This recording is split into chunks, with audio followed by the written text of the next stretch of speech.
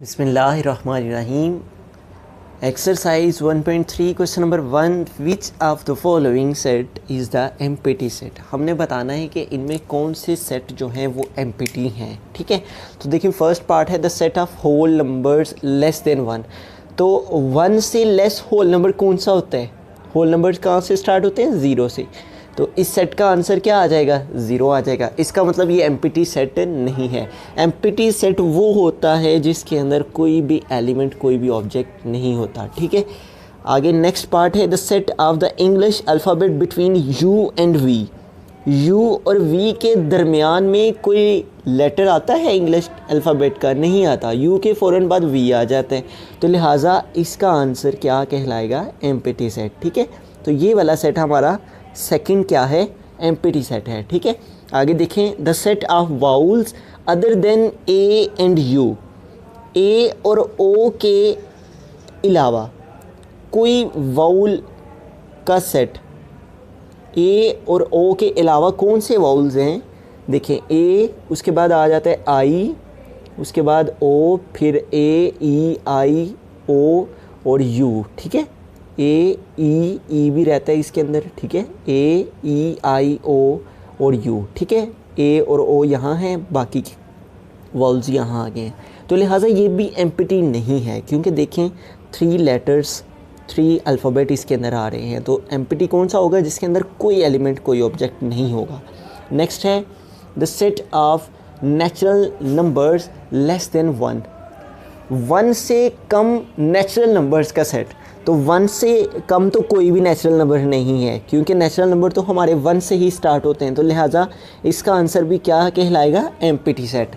Next है the set of even numbers which are called odd numbers. Even numbers का set जिन्हें हम odd numbers कह सकें। तो ऐसे तो कोई भी इवन नंबर्स नहीं है जिनके अंदर ऑड नंबर्स भी आते हों। ठीक है, इवन नंबर्स कौन से हैं? 2 4 6 8। ठीक है, और ऑड नंबर्स कौन से हैं? 1 3 5 7। तो ये देखें दोनों आपस में डिफरेंस, दोनों आपस में फ़र्क रखते हैं, तो लिहाजा कोई भी इवन नंबर ऑड नंबर नहीं कहलाएगा, तो लिहाजा यहाँ भी कोई लेटर, कोई एलिमेंट नहीं आएगा, तो इसका आंसर भी एम्प्टी सेट आ जाएगा। ठीक है, तो हमारे कौन कौन से सेट एम्प्टी सेट हैं?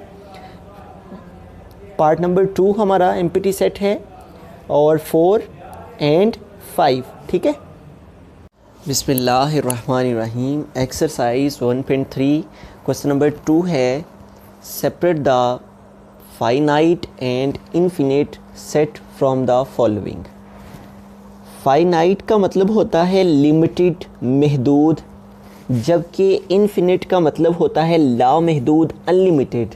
यानी कि ऐसा सेट जिसकी कोई लिमिट ना हो, अनलिमिटेड नंबर्स हों, अनलिमिटेड एलिमेंट्स हो, बेशुमार उसके अंदर, यानी कि कोई लिमिट ना हो जिसमें एलिमेंट्स की, ऑब्जेक्ट्स की, उसे कहते हैं इन्फिनिट। ठीक है, और जिसमें लिमिट सेट करके रखी हो उसे कहते हैं महदूद सेट का होना, फाइनाइट होना। ठीक है, अब हमने जस्ट ये बताने हैं कि इन सेट्स में कौन से हमारे फाइनाइट हैं और कौन से इन्फिनिट है। तो फर्स्ट हमारा ए है लेटर्स ऑफ द वर्ड हल्ला गुल्ला, कि ये जो हल्ला गुल्ला वर्ड के लेटर्स हैं H A L L A, ये जो वर्ड्स हैं हमारे GULLA, ये क्या हैं? ये क्या फाइनाइट हैं या इन्फिनिट है? तो ये फाइनाइट हैं, महदूद हैं। ठीक है, यानी कि हम इनको काउंट कर सकते हैं और ये लिमिटेड भी हैं, तो ये क्या हैं? फाइनाइट। तो हम जस्ट लिख देंगे इसके सामने क्वेश्चन लिख के फाइनाइट इसका आंसर। ठीक है, आगे बी है the set of natural numbers. अब नेचुरल नंबर्स का सेट, अब कोई लिमिट नहीं उसने बताई हुई, नेचुरल नंबर्स इनफाइनाइट हैं, इनकी कोई लिमिट नहीं है कि यहाँ तक हैं, ये यहाँ तक हैं, तो ये क्या हैं? इन्फिनिट हैं। ठीक है, अनलिमिटेड हैं, लामहदूद हैं, इन्फिनिट। इसके सामने इसका आंसर हम लिख देंगे इन्फिनिट। आगे देखें सी है number of the days in a year. एक साल के दिनों के नंबर्स। एक साल में कितने डेज़ होते हैं? एक साल के दिनों के नंबर्स, तो वो एक साल के अंदर 365 डेज़ होते हैं ना, तो ये क्या है? ये फाइनाइट है, इनके लिमिटेड है। हमें मालूम है कि एक साल में कितने दिन होते हैं। ठीक है, तो ये क्या है? फाइनाइट है, यानी कि महदूद है, लिमिटेड है, तो हम लिख देंगे फाइनाइट। उसके बाद नेक्स्ट देखें D is equal to Islamic month है। इस्लामिक मंथ कौन से हैं? मुहर्रम, सफ़र, रबीउल अव्वल, रबीउल सानी, ये तमाम के तमाम 12 इस्लामिक मंथ क्या हैं? लिमिटेड हैं और इन फाइनाइट हैं, महदूद हैं। तो हम क्या लिख देंगे? ये क्या हैं? फाइनाइट। ठीक है, फाइनाइट हैं, महदूद हैं, लिमिटेड हैं, तो हम इसके लिए फाइनाइट लिख देंगे। आगे नेक्स्ट देखें, ए इज़ इक्वल टू 3, 6, 9 और आगे अनलिमिटेड का साइन सो ऑन का बताया हुआ है। तो ये क्या है? कोई लिमिट नहीं है यहाँ पे, तो ये क्या कहलाएंगे? इनफाइनाइट कहलाएंगे, इनफाइनाइट। ठीक है, उसके बाद नेक्स्ट देखें, F is equal to C comma F comma I M O R comma U. तो ये कोई वर्ड लिखा हुआ है, ठीक है, और डिफरेंट लेटर्स लिखे हुए हैं और आगे कोई सिंबल नहीं बताया गया इस तरह से। ठीक है, और ये क्या है? लिमिटेड हैं, ख़त्म हो गए हैं यहाँ पे। ठीक है, तो ये क्या कहलाएंगे? महदूद सेट है हमारा, फाइनाइट। ठीक है, फाइनाइट सेट है, तो हम इसके आगे फाइनाइट लिख देंगे।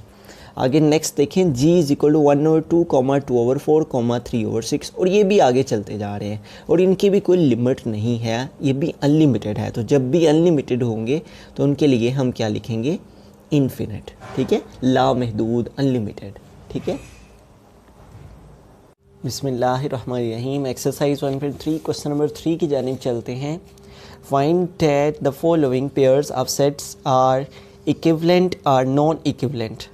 तो हमने बताने हैं कि ये जो पेयर्स हैं सेट के ए और बी, ए और बी, ए और बी, ये जो पेयर्स हैं आया कि ये इक्विवेलेंट हैं एक दूसरे के या नॉन इक्विवेलेंट हैं। ठीक है, इक्विवेलेंट और नॉन इक्विवेलेंट को हम उर्दू में यूँ कह सकते हैं कि इक्विवेलेंट का मतलब है इक्वल होना। ठीक है, बराबर होना, एक वैल्यू का दूसरी वैल्यू के इक्वल होना, और नॉन इक्विवेलेंट का मतलब है कि उन दोनों का आपस में इक्वल ना होना। ठीक है, नॉन इक्विवेलेंट। तो आइए देखते हैं कि क्या आया कि ए वैल्यू हमारी बी वैल्यू के इक्विवेलेंट है या नहीं। तो हम क्या करेंगे? ए की वैल्यू को इस तरह से लिखेंगे 1 और 2 और इसके नीचे हम अपनी बी की वैल्यू के एलिमेंट्स को लिखेंगे, वो क्या है? 1, 3 और 7। ठीक है, तो अब देखें ये हमारा 1 इस 1 के साथ इक्वल आ रहा है और इस तरह ये 2 हमारा इस 3 के इक्वल आ रहा है और आगे जो हमारा कोई भी नंबर यहाँ पे मौजूद नहीं है। लेकिन इक्विवेलेंट के लिए ज़रूरी है कि जितने एलिमेंट हमारे ए सेट में हों उतने ही हमारे बी सेट में होंगे, तो फिर हमारा ए सेट बी के इक्विवेलेंट होगा।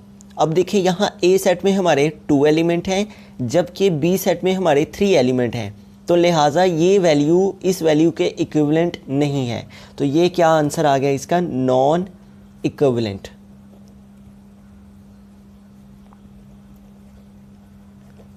आगे देखिए नेक्स्ट है हमारे पास ए की वैल्यू है हमारे फर्स्ट की ए और बी, और जो हमारा बी है उसकी वैल्यू है एक्स एंड वाई।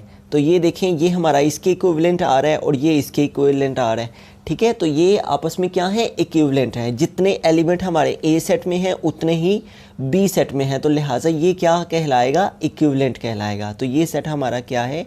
ये पेयर हमारा क्या है? इक्विवेलेंट, इस तरह से। ठीक है, आगे देखिए नेक्स्ट है ए की वैल्यू हमारी -2, -1, 0 और 1 और बी की वैल्यू क्या है? 3, 5, 7 और 8। तो ये देखें हर हमारा एलिमेंट दूसरे एलिमेंट के इक्विवेलेंट आ रहा है। जितने एलिमेंट ए सेट में हैं उतने ही बी सेट में हैं, तो लिहाजा ये भी क्या है? इक्विवेलेंट है, इक्विवेलेंट सेट, इक्विवेलेंट पेयर। ठीक है, आगे नेक्स्ट देखें ए वैल्यू है हमारी 0, 1, 2, 3, 4 और बी वैल्यू हमारी क्या है? 1, 2, 3, 4 और 5।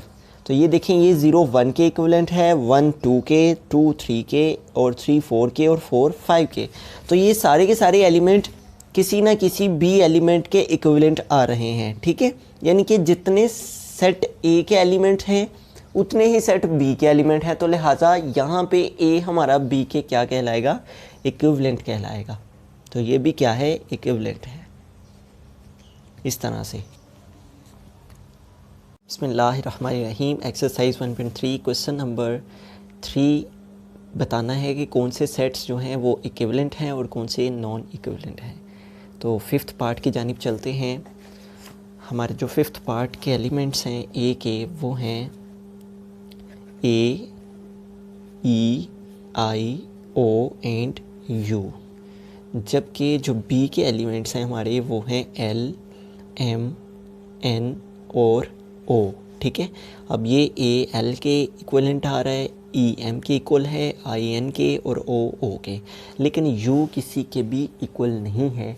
तो लिहाजा देखें ए जो सेट है उसमें 5 एलिमेंट हैं और बी सेट में 4 एलिमेंट हैं, तो ये इक्वल नहीं है क्योंकि यहाँ पे एक नंबर कम है, लेस है बी सेट में, तो लिहाजा ये इक्विवेलेंट नहीं है बल्कि नॉन इक्विवेलेंट है।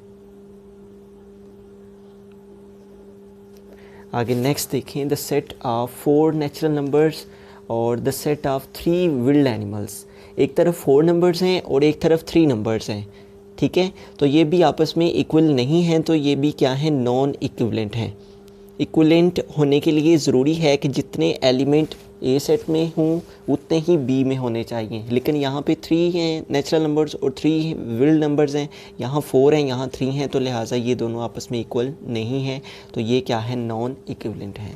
नेक्स्ट है the set of 5 reverse, the set of colours in Pakistan flag. तो पाकिस्तान के जो फ्लैग के कलर्स हैं वो ग्रीन एंड वाइट हैं। ठीक है, तो यहाँ देखें 5 हैं, यहाँ 2 नंबर्स आएंगे 1 एंड 2, तो ये भी एक दूसरे के इक्वल नहीं आएंगे, तो ये भी क्या कहलाएंगे, नॉन इक्विवेलेंट। नॉन इक्विवेलेंट, ठीक है, क्योंकि ये भी आपस में इक्वल नहीं है, बराबर नहीं है। बिस्मिल्लाहिर्रहमानिर्रहीम। Exercise 1.3 question number 4, which of the following pairs of sets are equal sets. इससे पहले हमने डिस्कस किया था इक्विवेलेंट्स और नॉन इक्विवेलेंट, जिसमें हमने ये पढ़ा था कि जितने सेट ए में एलिमेंट हों उतने ही सेट बी में होंगे, तो वो हमारे सेट्स इक्विवेलेंट कहलाएंगे। लेकिन जो फोर्थ क्वेश्चन है हमारा, उसमें हमने बताना है कि कौन से सेट इक्वल हैं।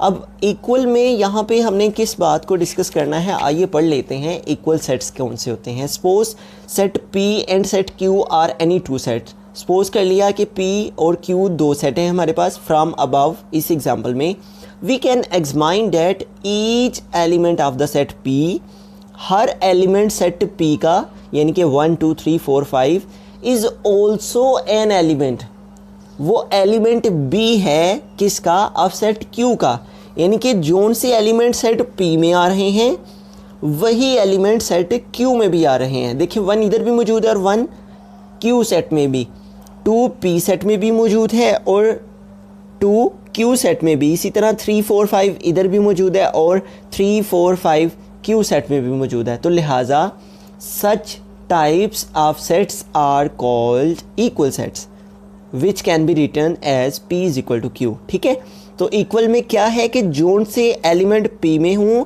वही Q में होंगे, तो वही हमारे इक्वल सेट कहलाएंगे। ठीक है, अब हम चलते हैं अपने क्वेश्चन नंबर 4 की जानिब। अब देखें यहाँ पे हमारे पास जो क्वेश्चन है उसमें हमारे पास जो ए सेट है वहाँ है ए बी सी डी और ई, और इसमें देखें इसमें बी सेट में हमारे पास ए मौजूद है, जी हाँ, बी भी, सी भी मौजूद है, डी भी और ई भी, A B C D and E. तो ये देखें इसी तरह ए सेट में भी ये सारे के सारे एलिमेंट आ रहे हैं और बी सेट में भी यही एलिमेंट्स आ रहे हैं, ए बी सी डी और E, A B C D and E. इसको हमने सीक्वेंस में तरतीब से लिख लिया है। ठीक है, और देखें सारे के सारे सेट आपस में क्या हैं, सेम है, तो इट मीन्स कि ये क्या है, इक्वल है। ठीक है, इक्वल सेट, ये क्या है, इक्वल सेट है, यानी कि ए इक्वल है बी के। ठीक हो गया। अब आगे चलते हैं, क्वेश्चन नंबर 2 देखें कि इसमें हमें कुछ सोल्यूशन करना है। ए की वैल्यू को लिख लेते हैं, वो क्या है 1 2 3 4 एंड 5, और बी की वैल्यू में हमें कुछ थोड़ा सा सॉल्व करना है। 1 में 0 ऐड करेंगे तो 1 आ जाएगा, और 1 में 1 प्लस करेंगे तो 2 हो जाएंगे, और 1 + 3, इसी तरह 1 + 2 हमारे पास 3 हो जाएंगे, और 1 + 3 4, और 1 + 4 5। ठीक है, तो ये देखिए सेम आ रहे हैं, ए सेट के भी एलिमेंट वही हैं जो सेट बी के एलिमेंट्स हैं, तो लिहाजा ये सेट भी आपस में क्या हैं, ये सेट भी आपस में इक्वल हैं, तो ए इक्वल है बी के। ठीक है, A is equal to B. आगे देखें क्वेश्चन नंबर 3 है, ए के एलिमेंट्स ये हैं और बी के एलिमेंट्स को हम सॉल्व करते हैं 0 1 2 3 एंड 4 और b इज़ इक्वल टू देखें 6 माइनस 2 क्या हो जाएगा 4 और 5 माइनस 1 4 और 4 माइनस 2 2 और 3 माइनस 1 2 और 2 माइनस 2 क्या हो जाएगा 0 1 2 3 4 5 1 2 3 4 5 ठीक है। तो ये देखें यहाँ 0 है यहाँ 0 है, ये आपस में इक्वल आ गया। उसके बाद देखें 1 है लेकिन यहाँ 1 नहीं है, तो लिहाजा ये इक्वल नहीं है। इक्वल होने के लिए ये कंडीशन क्या है कि जोन से एलिमेंट यहाँ है ए सेट में, वही एलिमेंट सेट बी में भी होना ज़रूरी है। तो ये क्या है, इक्वल नहीं है, not equal. A is equal to not set B, ठीक है। आगे देखें the set of even number less than 9, तो लेस देन 9 से इवन नंबर कौन से हैं 2 4 6 और 8, ठीक है। 9 से लेस इवन नंबर यही है ना 2 4 6 8 10 12, तो उसने कौन से कहे 9 से लेस, तो 9 से लेस कहाँ तक बनते हैं 8 तक, ठीक है 2 4 6 8। अब इनको आपस में कंपैरिजन करते हैं, देखें 0 इधर है लेकिन यहाँ नहीं है, तो कंडीशन क्या है कि 0 अगर यहाँ मौजूद है तो 0 इधर भी होना ज़रूरी था, तो फिर बाकी के एलिमेंट्स भी दोनों सेटों में होना ज़रूरी थे, तो फिर इसने इक्वल आना था, तो लिहाजा ये भी इक्वल नहीं है। A is equal to not B. बिस्मिल्लाहिर्रहमानिर्रहीम। Exercise 1.3 question number 5, if A is equal to A B C and B is equal to B C D C D then which of the following statements are true, ठीक है। तो ये हमने बतानी है कि आया कि ये जो स्टेटमेंट्स लिखी हुई हैं इन वैल्यूज़ के अकॉर्डिंग ये ट्रू हैं या फॉल्स हैं, ठीक है। तो आइए इनको समझते हैं कि कौन सी ट्रू हैं और कौन सी फॉल्स हैं। इस साइन का मतलब है proper subset, A proper subset of B. Proper subset का मतलब होता है कि जो ए के एलिमेंट्स हैं अगर वो तमाम के तमाम बी एलिमेंट के सेट में भी मौजूद हों तो फिर ए प्रॉपर सबसेट होगा बी के। लेकिन अगर देखें यहाँ पे ए बी सी, यहाँ पे हमारे पास बी सेट में बी और सी है लेकिन ये वाला ए मौजूद नहीं है, तो लिहाजा ये ए प्रॉपर सेट बी का नहीं होगा, तो ये क्या है फॉल्स स्टेटमेंट है। आगे नेक्स्ट देखें B proper subset of D. B की वैल्यू देखें क्या है B comma C comma D, और ये बी सी डी हमारा बी सेट में भी एग्जिस्ट कर रहा है और डी सेट में भी एग्जिस्ट कर रहे हैं ये तीनों एलिमेंट्स बी सी डी। तो इस सूरत में जबकि हमारे जोन से एलिमेंट बी सेट में हों वही हमारे डी सेट में भी आ रहे हों, तो इस सूरत में हमारा बी प्रॉपर सबसेट होगा डी के, तो ये क्या है ट्रू स्टेटमेंट है। आगे नेक्स्ट देखें सी प्रॉपर सबसेट ऑफ डी। तो ये देखिए सी की हमारी वैल्यू है सी डी एंड ई, और डी की हमारी वैल्यू है ए बी सी और डी। देखिए सी भी यहाँ एग्जिस्ट कर रहा है और डी भी एग्जिस्ट कर रहा है, लेकिन ई हमारा दोनों सेट्स में एग्जिस्ट एक सेट में कर रहा है लेकिन दूसरे में नहीं कर रहा, तो इस सूरत में सी हमारा डी सबसेट नहीं है, ठीक है। तो ये क्या कहलाएगी फिर फॉल्स स्टेटमेंट। अब ये देखें नेक्स्ट हमारे पास है ए प्रॉपर सबसेट ऑफ डी, और ए के हमारे एलिमेंट्स कौन से हैं ए बी एंड सी, और डी के कौन से हैं ए बी एंड सी। देखिए सारे एलिमेंट्स जो ए में हैं वो डी में भी एग्जिस्ट कर रहे हैं, तो मैंने क्या बताया कि अगर ऐसा हो तो फिर हमारा ए सबसेट प्रॉपर सबसेट डी होगा, ठीक है। तो ये क्या कहलाएगी फिर ट्रू स्टेटमेंट। नेक्स्ट देखें बी प्रॉपर सबसेट ऑफ सी, और बी की वैल्यू क्या है बी सी एंड डी, जबकि सी की वैल्यू है हमारी सी डी ई। तो सिर्फ हमारे टू नंबर्स आपस में देखें इक्वल आ रहे हैं और सबसेट आ रहे हैं, लेकिन जो बी है वो सी सेट में एग्जिस्ट नहीं करता, तो लिहाजा जो कंडीशन है प्रॉपर सबसेट होने के लिए वो क्या है कि जोन से बी के एलिमेंट हैं वही सी के भी होने चाहिए, लेकिन यहाँ पे ये कंडीशन अप्लाई नहीं हो रही, तो ये भी क्या है फॉल्स स्टेटमेंट है। अब देखिए हमारा C proper subset of A, और C के एलिमेंट्स कौन से हैं, C D E, और A के कौन से A B C। सिर्फ एक नंबर ऐसा है, एक एलिमेंट ऐसा है जो हमारा दोनों सेट्स में एग्जिस्ट कर रहा है, ठीक है। तो लिहाजा ये कंडीशन पे पूरा नहीं उतर रहा, जोन सी कंडीशन प्रॉपर सबसेट के लिए है, तो लिहाजा ये भी क्या कहलाएगा फिर, फॉल्स स्टेटमेंट, ठीक है।